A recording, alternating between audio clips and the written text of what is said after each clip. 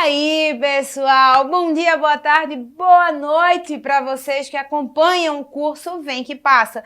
Meu nome é Tassi Giaquinto e sou sua professora de Processo Penal. E aí, pessoal, neste curso de resoluções de questões, vamos falar sobre um tema importantíssimo. Que tema é esse? Recursos? Recursos que tá, na primeira lista, né? No primeiro lugar da sua lista de assuntos que mais podem ser cobrados na hora da sua prova. Perceba, pessoal, vocês vão perceber na realidade, quando a gente estiver fazendo as questões, que a FGV, ela adora, ela ama, ela é fissurada por recursos. Então não seria natural, Seria natural a gente falar um pouquinho sobre recursos. E aí, de cara, pessoal, eu preciso que vocês tenham cuidado com recursos. Antes mesmo até de começar a abordar e falar sobre as questões, deixa eu dar um embasamento um pouquinho teórico sobre os recursos, sabe por quê? A banca, no geral, ela não vai cobrar muito embasamento teórico, mas ela vai cobrar recursos em espécie. E quando ela for cobrar recursos em espécie, você precisa saber a diferenciação em si daqueles recursos. Quais são os recursos que são cabíveis no nosso ordenamento jurídico. Então, por isso que eu preciso que vocês tenham conhecimento. Para isso, deixa eu pegar aqui um slide em branco para ficar mais fácil. Eu preciso que vocês tenham conhecimento de alguns recursos, pessoal. Vê, em relação aos recursos no processo penal, eu posso dividir esses recursos como os recursos constitucionais ou como recursos que a gente chama de recursos ordinários. Como assim, Tassi? Quando eu for levar em consideração os recursos, eu vou levar em consideração que esses recursos eles podem ser constitucionais ou, tá bonitinha aí a letra, né? Ou recursos que a gente chama de recursos ordinários. E aí, Tassi, eles são constitucionais por quê? Porque eles estão previstos aonde? Na Constituição Federal. Então, os recursos, eles são constitucionais porque estão previstos na Constituição Federal.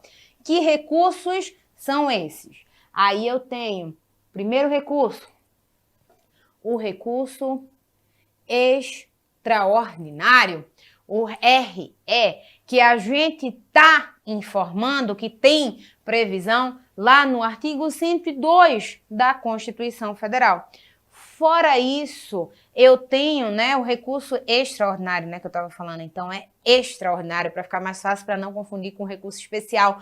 E aí, eu, como segundo recurso constitucional, eu tenho o recurso especial, que está previsto não no artigo 102, mas no artigo 105 também da Constituição Federal. Calma que eu vou falar para vocês um pouquinho a diferença de cada um, não precisa se estressar, não. Pode ficar tranquilo que você vai saber quando cabível cada um. E Tassi, por que você está falando de recurso constitucional?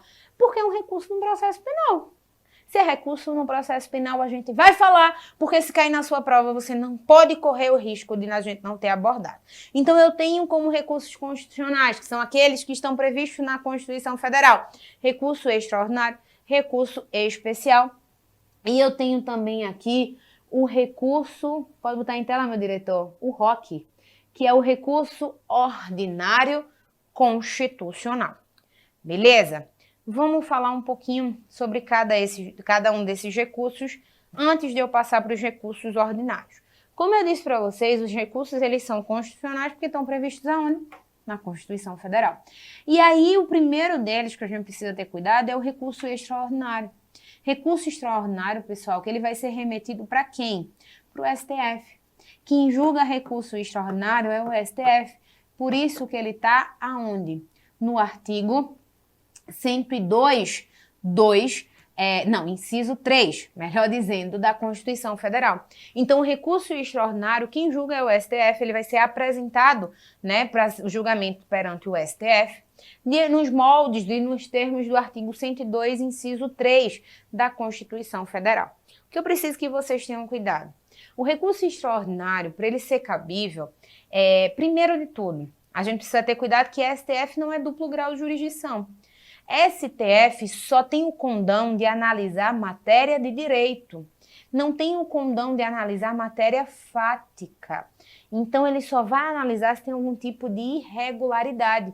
Só é cabível, pessoal, recurso extraordinário se preenchidos dois requisitos.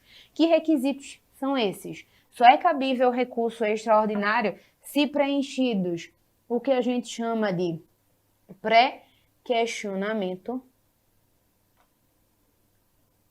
ou melhor, como um segundo requisito, o que a gente chama de repercussão geral. Vou botar aqui embaixo para ficar mais fácil. Aí, pessoal, o que é que vai acontecer? Para a possibilidade do recurso extraordinário, quando ele vai ser possível? Primeiro que ele vai ser enviado lá para o STF. Segundo, o STF não reanalisa matéria fática, só vai analisar matéria de direito. E aí não é qualquer hipótese que vai ser possível chegar lá por meio de recurso extraordinário. Eu preciso desses dois requisitos. Que requisitos são esses? Pré-questionamento e repercussão geral. Pré-questionamento, pessoal, nada mais é de eu já ter pré-questionado, como o nome mesmo já diz, aquela matéria anteriormente. Para eu chegar lá no STF, eu devo ter mexido, batido naquela tecla, sei lá, no recurso de apelação, num recurso ordinário, no recurso lá no duplo grau de jurisdição. Se eu não pré-questionei aquela matéria, eu não tenho como apresentar recurso extraordinário. Fora isso, eu preciso da repercussão geral, que é aquela matéria, ela atingir toda uma coletividade.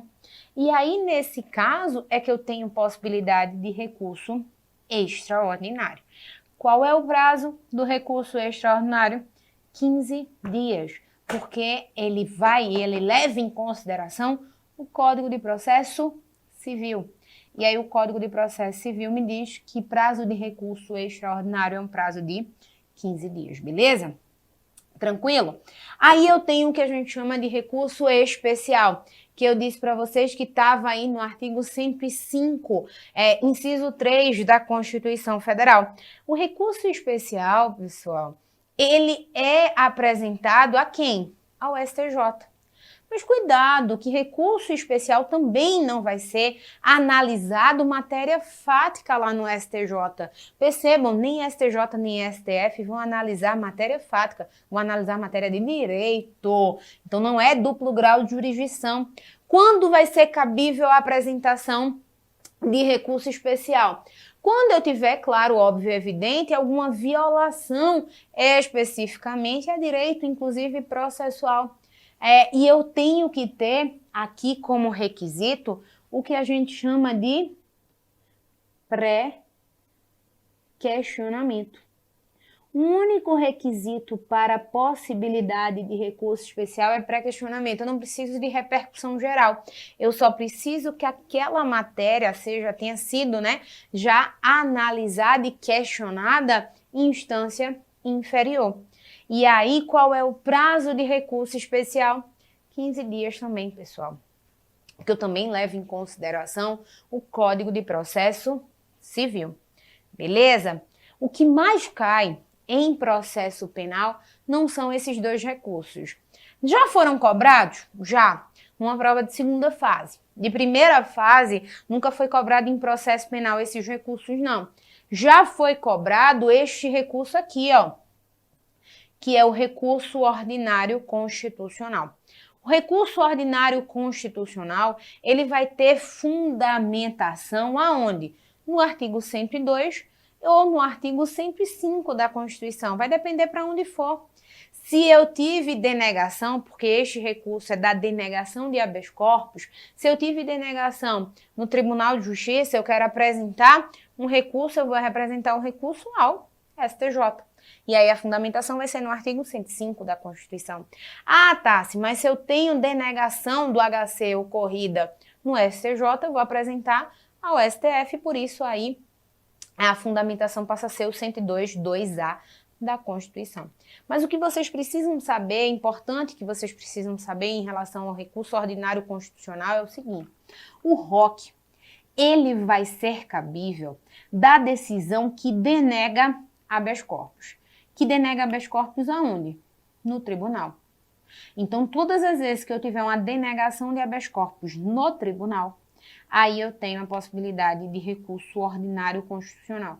É da denegação do HC, tá bom, pessoal? Não é da concessão do HC. Se eu tenho denegação de HC em tribunal, aí é possível o ROC.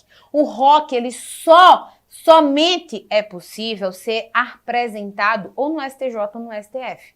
Ele também não tem duplo grau de jurisdição, não. Nesse caso específico nada mais é, né? O ROC nada mais é do que um recurso de habeas corpus.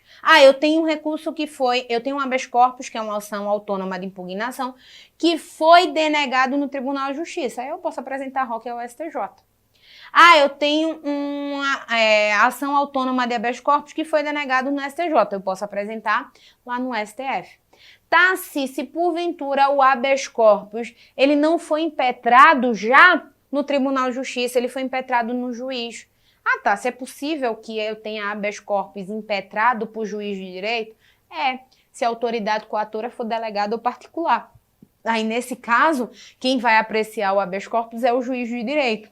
Da denegação desse habeas corpus no juízo de primeiro grau, não vai caber ROC, pessoal. Por quê? Porque o ROC só é cabível da denegação do habeas corpus em tribunais superiores, ou Tribunal de Justiça, ou STJ, ou o próprio STF. Aqui, se eu tenho a denegação do habeas corpus pelo juízo de primeiro grau, eu tenho possibilidade de recurso em sentido estrito, porque é uma fundamentação específica lá no 581 que a gente vai ver já, que é um tipo de recurso ordinário. Então, cuidado que a banca ela tende a colocar essa pegadinha, saber quando possível o ROC ou quando possível o RESE. Tem inclusive uma questão dessa que a gente vai verificar, beleza? Mas em relação a recursos constitucionais, é isso que você precisa saber. Os recursos constitucionais são aqueles que estão previstos na Constituição e são esses três para a gente aqui no processo penal. Mas eu disse para vocês que os recursos eles também podem ser ordinários. Por que eles são chamados de ordinários? Porque eles estão previstos nas leis infraconstitucionais. E aí eles são subdivididos em dois tipos, pessoal. Eu tenho o recurso ordinário, que ele pode ser comum, ou eu tenho o recurso ordinário, que ele pode ser especial. Quando é que o recurso ele é ordinário? Comum.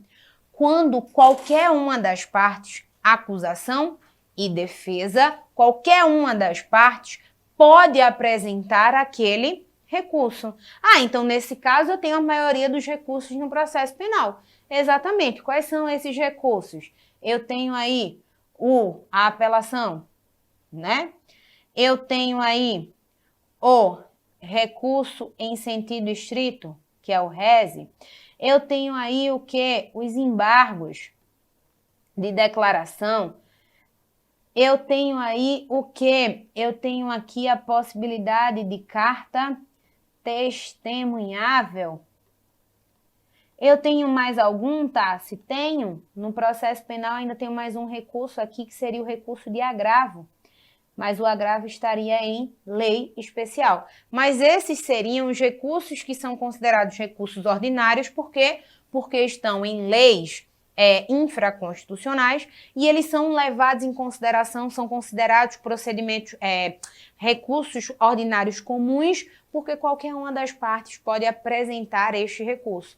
E no caso do recurso ordinário especial, pessoal, o que acontece? Só a defesa pode apresentar. Não cabe a ambas as partes a apresentação desse recurso. No caso de recurso ordinário recurso ordinário especial, só a defesa é quem teria a capacidade de apresentar. E hoje, no nosso ordenamento jurídico, a gente só tem um recurso que é chamado de recurso ordinário especial. Qual é o recurso, Tassi? São os embargos infringentes e de nulidade, que estão aí no artigo 609, mais especificamente no seu parágrafo único do CPP. E aí, pessoal, não vem para mim para dizer assim, se fala sério, eu aprendi em processo civil que os embargos infringentes e de nulidades, eles foram abolidos do ordenamento jurídico. Se foram abolidos no processo civil, eu não quero saber. Por quê? Porque o Código de Processo Penal tem regra própria. E se ele tem regra própria, ele só vai ser utilizado, o processo civil, se eu tiver algum tipo de quê? De informação de silêncio no Código de Processo Penal. Aí eu aplico de forma subsidiária o Código de Processo Civil. Mas o Código de Processo Penal, em relação aos embargos infringentes e de nulidade, foram modificados? Não. Continuam em vigor? Continuam. Então, eu não quero saber se você achou que o processo civil tinha abolido os embargos infringentes. Eu não sei processo civil nem para mim, imagina para estudar para vocês. Então, pessoal, o que vocês precisam saber é o seguinte, eu não quero saber se eles foram abolidos no processo civil, porque eles não foram abolidos no processo penal. Então, se eu tenho alguma informação de possibilidade de recurso ordinário especial no processo penal, eu tenho os embargos infringentes e de nulidade. É o único recurso que só pode ser interposto pela defesa. Sempre foi assim, tá? Se não, na realidade a gente tinha o que a gente chamava de protesto por novo júri. Mas o protesto por novo júri, ele foi abolido da lei depois que eu tive o quê? Eu tive modificação na parte do procedimento de tribunal do júri.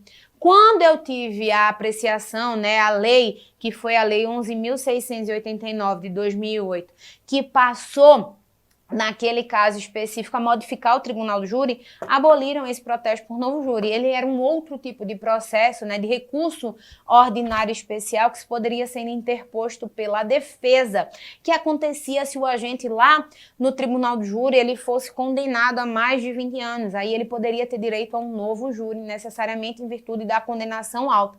Mas ele foi abolido do nosso ordenamento jurídico. Então, hoje, eu só tenho dois tipos de recursos ordinários, os comuns e os especiais. E no especial, que é aquele que só pode ser interposto pela defesa, aí a única coisa que que é cabível são os embargos infringentes e de nulidade. Beleza, pessoal? Mas não basta que você saiba só isso aqui que a gente falou agora. É necessário que vocês que vocês tenham um certo conhecimento sobre esses recursos aqui, ó. Sobre a apelação, sobre o rés, os embargos, carta testemunhável, o agravo e os próprios embargos infringentes e de nulidade. Por quê? Porque isso daqui até pode vir a ser cobrado assim na sua prova. Mas o que mais vai ser cobrado é quando aplicável um desses recursos ou qual seria o prazo desses recursos. Então, por isso que eu preciso que vocês tenham conhecimento um pouquinho sobre isso.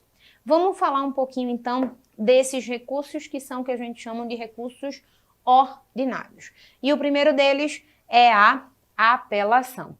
A apelação, pessoal, que na regra geral está prevista no artigo 593 do Código de Processo Penal. A apelação é o que a gente chama de recurso residual, que vai ser cabível das sentenças condenatórias ou absolutórias. É a regra geral. É pau para toda a obra. Como assim, tá? Se o réu foi condenado, você está inconformado com aquela condenação, você vai apresentar a apelação. Apresentar a apelação para quem? Para o Tribunal de Justiça competente.